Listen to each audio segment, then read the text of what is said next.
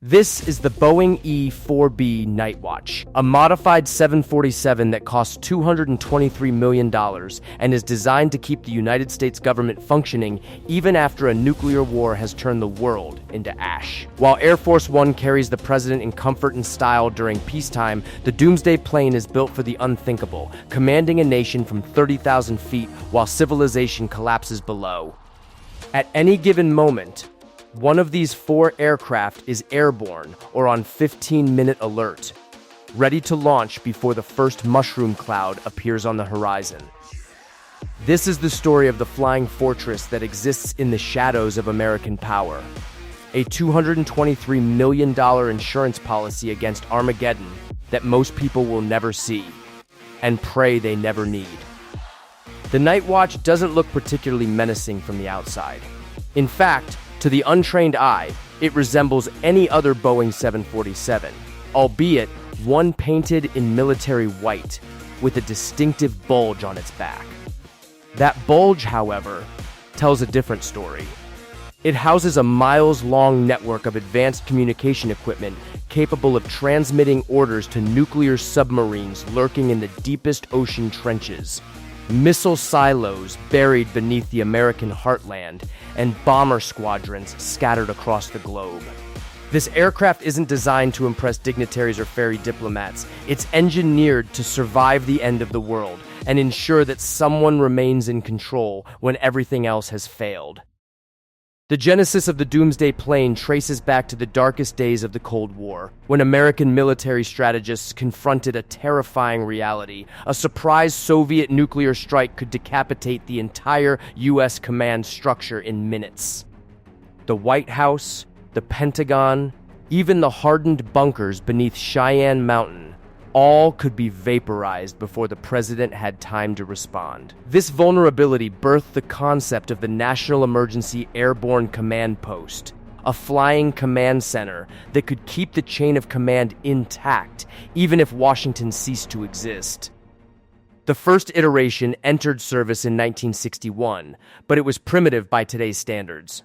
The current E-4B platform, based on the 747-200, began replacing earlier models in 1974. Boeing stripped these commercial airframes down to their skeletons and rebuilt them as something entirely different. The resulting aircraft weighs 412,000 pounds fully loaded and stretches 231 feet from nose to tail. Its four General Electric CF650E2 engines, each producing 52,500 pounds of thrust, can keep it airborne for days with aerial refueling, circling above the chaos while coordinating a response to catastrophe. Step inside the E-4B, and the transformation from civilian aircraft becomes immediately apparent. The interior is divided into 6 functional areas across 3 decks, housing a battle staff of up to 112 people. There are no first-class seats or in-flight entertainment systems here. Instead, the main deck contains rows of computer workstations, secure communication terminals, and briefing rooms where military commanders and civilian leaders can assess threats and issue orders. The upper deck, typically reserved for passengers in commercial 747s, has been converted into additional workspace and crew rest areas. Even the lower cargo hold has been repurposed to house massive electrical generators and cooling systems needed to power the aircraft's extensive electronics. The conference room, located near the front of the aircraft, serves as the nerve center during operations. This is where the President or Secretary of Defense would sit, surrounded by senior military advisors, receiving real-time intelligence updates on massive display screens. The room can be sealed off from the rest of the aircraft, providing a secure environment for the most sensitive discussions. Adjacent to it sits a briefing room where larger strategy sessions take place, equipped with classified communication links to military commands worldwide. But it's the communication capabilities that truly set the Nightwatch apart from any other aircraft in existence. The dorsal bulge, officially called a radome, contains a sophisticated array of satellite communication antennas. Complementing this are trailing wire antennas that can be deployed behind the aircraft, extending for miles to enable very low-frequency communications with submerged nuclear submarines. This system ensures that even submarines running silent in the Arctic Ocean or beneath the Antarctic ice shelf can receive authenticated launch orders. The aircraft carries over 60 different communication systems operating across virtually every frequency band. It can communicate via satellite, radio, microwave relay, and even older analog systems that might survive an electromagnetic pulse. This redundancy is deliberate. In a nuclear exchange, many communication networks would fail instantly. Satellites might be destroyed, fiber optic cables severed, cellular towers obliterated.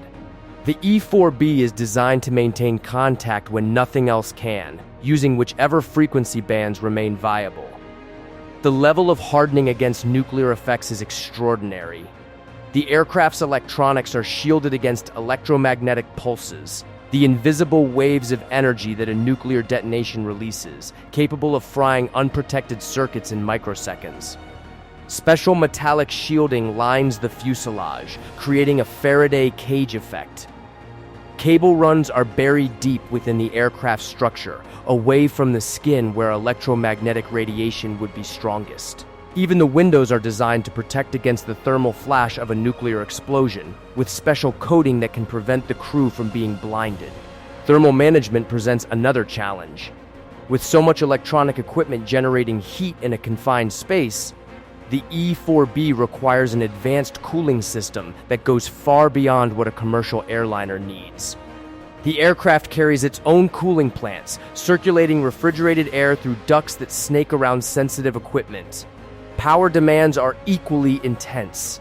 The E-4B generates its own electricity using turbine-driven generators, producing enough power to supply a small town, approximately 1,200 kilowatts of continuous electrical power. One of the most critical yet often overlooked features is the crew rest system. During a sustained crisis, the battle staff might need to remain airborne for days or even weeks. The aircraft includes dedicated rest areas with bunks where personnel can sleep in shifts, along with a galley capable of feeding over 100 people. There are bathroom facilities, significantly more than Air Force One, and even rudimentary medical capability for treating injuries or illness during extended missions. The flight deck itself resembles that of a standard 747, but with significant modifications. The pilots have access to secure communication systems and can receive encrypted flight plan updates mid-mission. The aircraft is equipped with advanced navigation systems that can operate independently of GPS, which might be jammed or destroyed during a conflict. Inertial navigation systems, star trackers, and even old-fashioned dead reckoning ensure the E-4B can find its way anywhere on Earth without external assistance. Aerial refueling capability transforms the Nightwatch from a long-range aircraft into an essentially unlimited endurance platform. A boom receptacle mounted above the forward fuselage allows KC-135 or KC-46 tanker aircraft to transfer thousands of pounds of fuel mid-flight. This process can be repeated indefinitely, limited only by engine oil consumption and crew endurance. During the 9/11 attacks, one E-4B reportedly remained airborne for an extended period, demonstrating the aircraft's ability to maintain operations during a national crisis. Security surrounding these aircraft is absolute. They're based at Offutt Air Force Base in Nebraska, chosen specifically because it's centrally located and far from coastlines where a submarine-launched missile might strike with minimal warning. The base hosts the 1st Airborne Command and Control Squadron, which operates the 4 E-4Bs in the fleet. Access to the aircraft is tightly controlled, with background checks and security clearances required for anyone who comes near them. The flight crews are among the most experienced in the Air Force, handpicked for their skill and reliability. The operational protocol is equally stringent. At least one E-4B must be ready to launch within 15 minutes at all times. When the president travels, an E-4B typically accompanies Air Force One, remaining nearby but out of sight.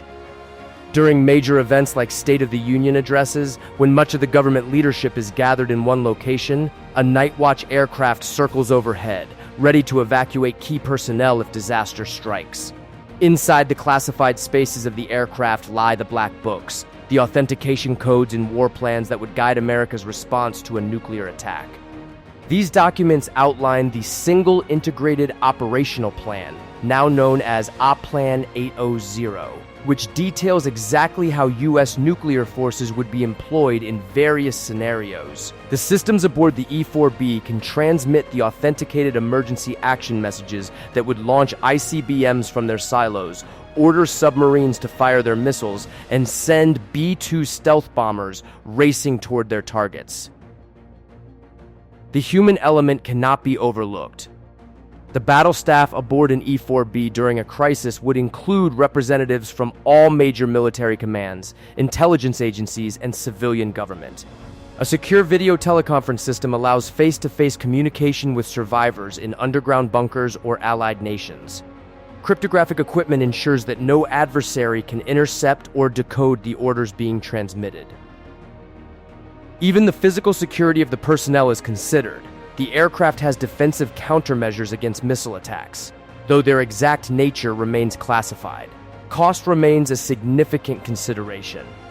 Each E-4B carries a price tag of approximately $223 million, though that figure represents only the acquisition cost. Annual operating expenses run into the tens of millions of dollars per aircraft. Specialized maintenance, continuous upgrades to communication systems, and the need to keep pace with evolving threats require constant investment. The Air Force must balance this expense against the aircraft's unique mission. There is simply no substitute for a mobile, survivable command post. The Nightwatch fleet is aging. The youngest E-4B entered service in 1980, making even the newest aircraft over 4 decades old. The Air Force has studied replacement options, including building new command aircraft based on the 747-8 or even the massive Airbus A380. However, the Boeing 747 production line has closed, and developing an entirely new platform would cost billions. For now, the existing fleet continues flying, maintained to exacting standards despite their age. Modern threats extend beyond nuclear war. The E-4B has evolved to address terrorism, cyber attacks, and biological weapons. During the September 11 attacks, an E-4B was filmed circling above Washington, D.C., maintaining command and control as the nation's capital descended into chaos. Its presence that day, though not widely publicized at the time, demonstrated that the Doomsday Plane serves a role beyond its Cold War origins. The electromagnetic pulse protection has taken on new relevance as adversaries develop non-nuclear EMP weapons. A sophisticated adversary might detonate a nuclear weapon in the upper atmosphere, creating an electromagnetic pulse that could damage or destroy electronics across an entire continent without the immediate devastation of a ground burst. The E-4B's hardening ensures that even in such a scenario, the chain of command remains intact.